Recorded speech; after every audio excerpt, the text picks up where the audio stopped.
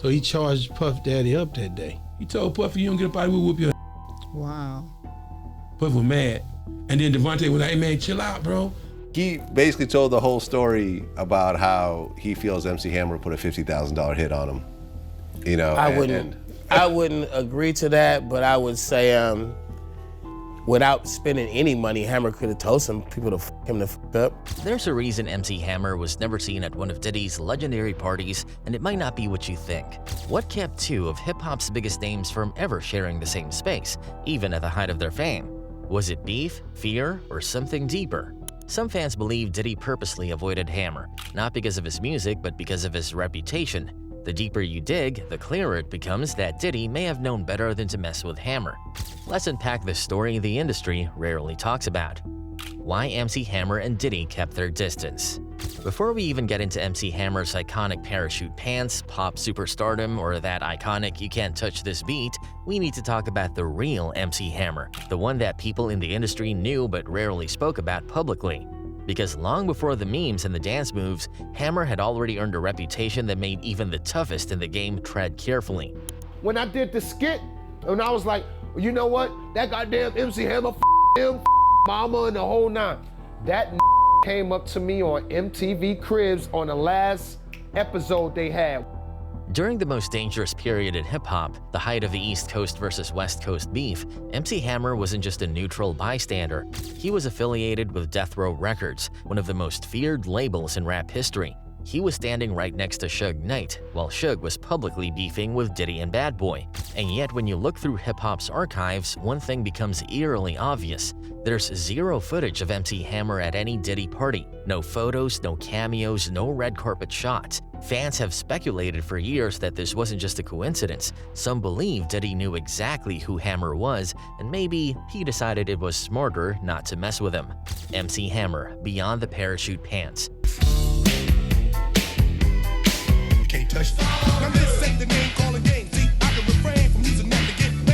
Stanley Kirk Burrell, better known as MC Hammer, burst onto the music scene in the late 1980s with a style and energy that grabbed everyone's attention. His fast rapping, exciting dance moves, and unique look made him stand out. Songs like "You Can't Touch This" weren't just hits, they became part of the culture. People everywhere knew his name.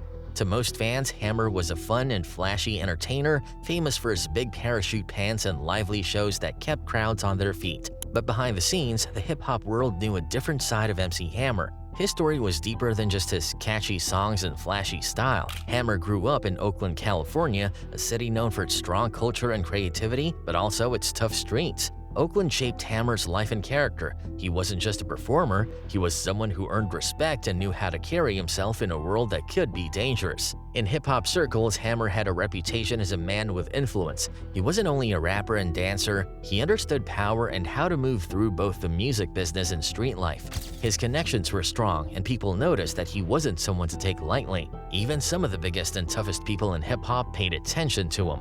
During the time when the East Coast and West Coast hip-hop scenes were at odds, Hammer was connected with Death Row Records, a powerful West Coast label run by the infamous Suge Knight. This was a serious alliance, especially since Suge Knight and Sean Diddy Combs, the head of East Coast's Bad Boy Records, were involved in a fierce rivalry. Both Suge and Diddy were known for being tough and sometimes dangerous figures in hip-hop, each with their own reputation for controlling their territories.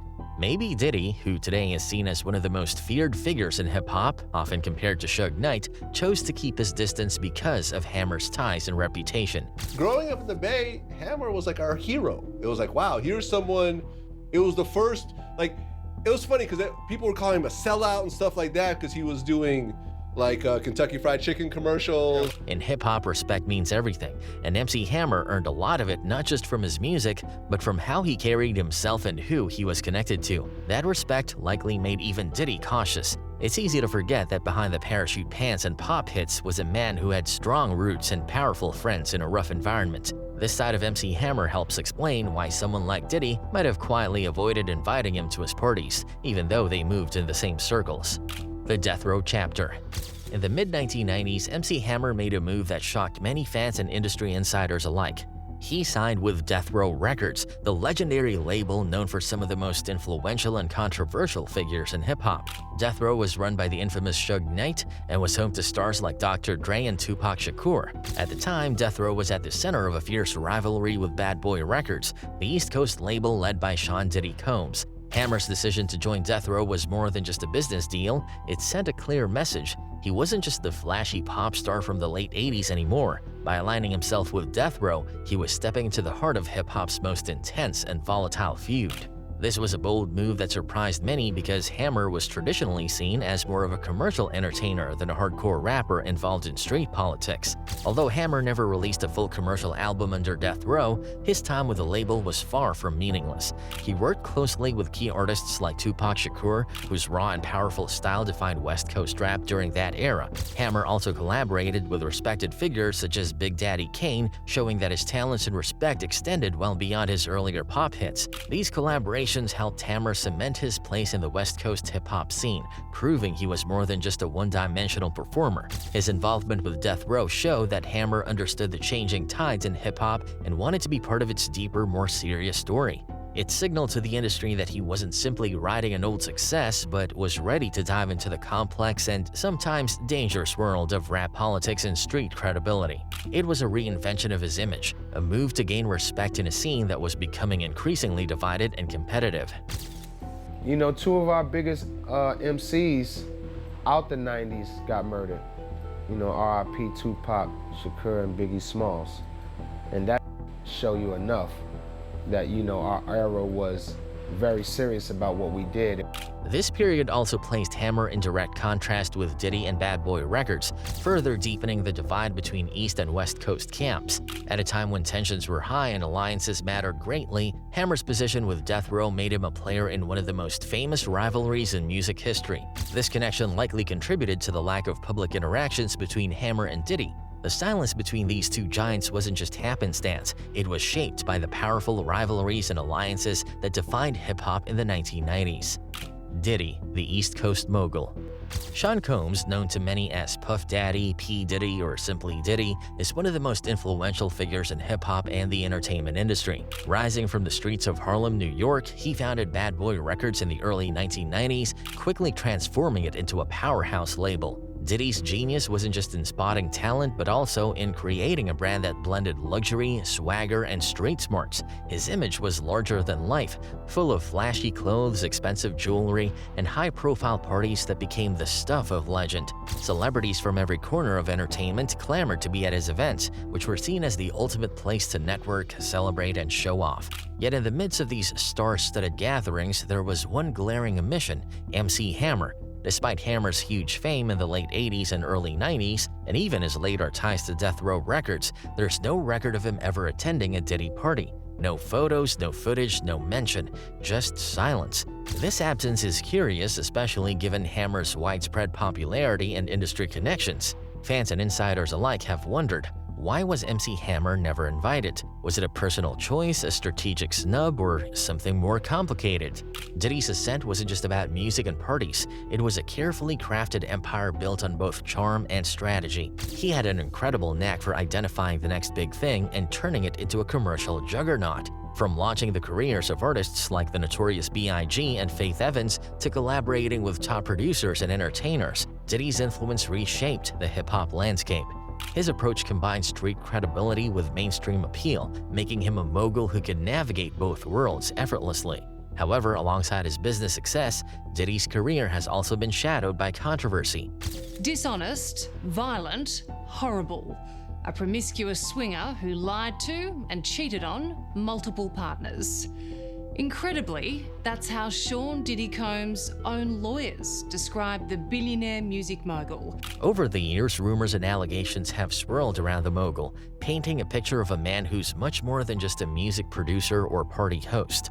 Many fans and insiders have whispered about his willingness to confront rivals aggressively, his role in the East Coast-West Coast feud, and his sometimes ruthless business tactics. These stories, whether fully confirmed or not, contribute to Diddy's reputation as the boogeyman of hip-hop, a figure both admired and feared. One of the reasons people find the Diddy-Hammer dynamic so fascinating is the backdrop of the 90s hip-hop wars. During this era, the tension between East Coast and West Coast labels was intense, sometimes spilling over into violence. Diddy, representing the East Coast through Bad Boy, and Suge Knight of Death Row on the West Coast were two of the most powerful and dangerous figures in the game. MC Hammer's unexpected alliance with Death Row put him in a tricky spot, possibly making him a figure that Diddy's camp kept at arm's length. Rumors and theories abound. Some fans think that Diddy may have recognized Hammer's gangster-like connections and influence from Oakland and Death Row and decided it was safer to keep him off the guest list. Others speculate that Hammer's presence at Death Row was enough to make him an outsider in Diddy's world. Even though nothing is officially confirmed, all evidence points to a complicated relationship marked by unspoken boundaries. The Unspoken Tensions. There are a few ideas about why Diddy and MC Hammer kept their distance from each other. One story involves some money trouble with the R&B group Jodeci. Benito, who used to sing with Hammer, said there was this tension because money owed to Jodeci wasn't paid properly. While the full details aren't clear, it's common in the music world for money issues to cause fights that can last a long time. If Hammer and Diddy were on opposite sides of this, it might explain why they didn't get along. Another big reason could be the East Coast-West Coast feud that shook hip-hop in the 1990s. Diddy ran Bad Boy Records on the East Coast, and MC Hammer had joined Death Row Records on the West Coast, which was led by Suge Knight. These two labels were bitter rivals. The feud wasn't just about music, it was personal and sometimes even violent. Since Hammer was connected to Death Row, Diddy might have chosen to keep his distance from him. This rivalry was extreme. Suge Knight had a tough reputation, and being part of Death Row was risky. Hammer's move to join the label showed he wasn't just a pop star anymore. He was involved in a much bigger and sometimes dangerous world. For Diddy, who lost his close friend Notorious B.I.G. during this feud, staying away from anyone linked to Death Row was probably both smart and personal. This might explain why there are no photos or videos of Hammer at Diddy's famous parties or events. It's like they never really mixed in public, even though they were in the same business at the same time. The silence tells a story all on its own. Back then, hip-hop wasn't just about music, it was about power, loyalty, and sometimes survival. Artists and producers chose sides carefully. Hammer's ties to Death Row probably made him someone Diddy didn't want to get close to. Crossing lines back then wasn't just risky, it could get dangerous. Reputations and realities. Hammer used to, people used to like test them a little bit and just to see if he was, dancing Hammer. And a few times in life, I've heard people tell stories like they caught the wrath of MC Hammer ain't no punk. MC Hammer's reputation as someone not to be messed with wasn't just talk or gossip. It had real weight in the hip-hop world. People who knew the scene well often shared stories that showed Hammer was more than just a flashy performer. Even Suge Knight, one of the most feared and powerful figures in hip-hop history, reportedly respected Hammer's influence and the kind of presence he carried. Suge Knight, known for his tough reputation and connections to violent conflicts, didn't take Hammer lightly. These stories, while mostly passed down through word of mouth or behind-the-scenes accounts, highlight just how seriously Hammer was taken by people who really knew the game. Y'all joke about Hammer? No. That was deep with, and he used to anybody who talked come to the Bay Area, they was in for it. Cause we seen it. This respect wasn't just about Hammer's talent on stage or his hit songs. It was about the connections he had and the way he moved within the music world and beyond. Hammer's influence reached into streets and industry circles where respect and reputation were key to survival and success. His name alone could command attention, and that made others think twice before crossing him. This partly explains why you rarely see Hammer linked openly to some of the other big names, especially those connected with rival camps. On the flip side, Diddy's reputation has changed a lot over the years. While he built an empire with Bad Boy Records and became known for his flashy lifestyle and business smarts, his personal life and behavior have sometimes caused waves. I got my MTV out. Savage! I'm a savage! Oh! I'm a savage! Whatever I want, I'm going to get! Whatever I want, I have to get! Over the past few years, court testimonies and media reports have brought to light some darker parts of his story. There have been allegations of violent confrontations, including instances where guns were involved. For example, former associates have talked about Diddy bringing weapons to confront rivals or people he felt had wronged him. This side of Diddy contrasts sharply with his public image as a smooth, successful mogul. Beyond the weapons and violence, there have also been reports of Diddy being involved in tense and even frightening situations with other artists. Kid Cudi's recent testimony in court, where he described incidents related to a break-in and a car explosion connected to Diddy, added to the complicated picture of who Diddy really is behind the scenes. These events show a man who isn't just a music boss or a party king, but someone involved in serious and sometimes dangerous conflicts. Both MC Hammer and Diddy have layers that go beyond what fans usually see on stage or in music videos. Hammer's story is about respect earned from powerful figures like Suge Knight, while Diddy's is marked by his rise to fame and the controversies that followed. Their reputations show two very different ways of commanding power and influence in hip-hop. In the end, these stories help explain why the two rarely crossed paths publicly. They each had their own circles, their own battles, and their own codes to live by. And in a world where loyalty and respect often mean everything, that distance might have been the safest and smartest choice for both of them. Kid Cudi's testimony. He alleges involved Sean Combs. One was a break-in that happened at his house. This was right after Cassie Ventura said that Combs had found out she and Kid Cudi were seeing each other. In a recent and highly publicized development, rapper Kid Cudi stepped forward to testify about a frightening and disturbing incident involving Sean Combs, better known as Diddy. There was later an incident where his car caught on fire. A Molotov cocktail was thrown into his Porsche. According to Kid Cudi, after he had been in a relationship with Diddy's former partner, Cassie Ventura, his car was deliberately targeted and destroyed in a violent attack. The attack involved a Molotov cocktail, a makeshift incendiary device, being thrown at the vehicle, which caused significant damage and put Cudi's safety at serious risk. Kid Cudi's testimony didn't just recount the event, it painted a vivid picture of fear and danger that seemed to follow the incident. He described the emotional toll it took on him, revealing how unsettling it was to realize someone was willing to use violence to send a message. The fact that this attack was linked in any way to his connection with Cassie added a personal and deeply troubling dimension to the story. Diddy, for his part, has denied any involvement in the attack. He has maintained that he had no part in the violent incident and has pushed back against allegations suggesting otherwise. Despite his denial, the event has added yet another layer to the already complex and controversial narrative surrounding Diddy's life and career.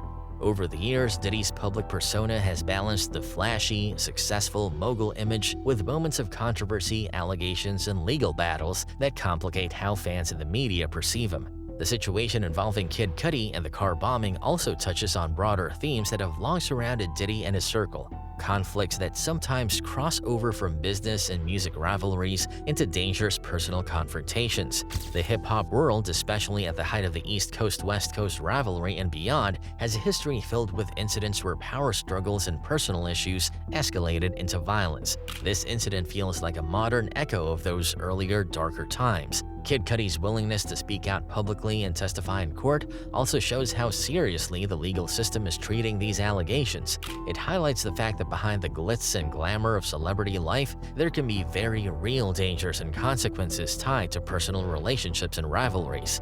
The case has drawn significant media attention, and it raises important questions about accountability and safety in an industry often glamorized for its wild lifestyle. For many observers, this case is not just about one incident, but part of a larger pattern of tensions and conflicts that have long existed in hip-hop culture. It also serves as a reminder that the lives of these high-profile artists are often far more complicated and fraught than what fans see on stage or in music videos. Kid Cudi's testimony shines a light on the darker, more dangerous side of fame and rivalry, showing how quickly things can escalate when personal grievances get mixed with celebrity status. As the case continues to unfold, all eyes remain on how the legal proceedings will develop and what impact they might have on the reputations of everyone involved. The fact that MC Hammer is nowhere to be found in Diddy's world, whether at parties, in photos, or collaborations, isn't just a small detail in hip-hop history. These aren't just simple likes or dislikes. It's about real histories, connections, and respect, or sometimes the opposite. Maybe it's because of old disagreements, or because Hammer was linked to people Diddy didn't want to be close to, or maybe it was just a quiet understanding between them to keep their distance. Whatever the reason, this gap between two big hip-hop figures has kept fans and insiders guessing for years.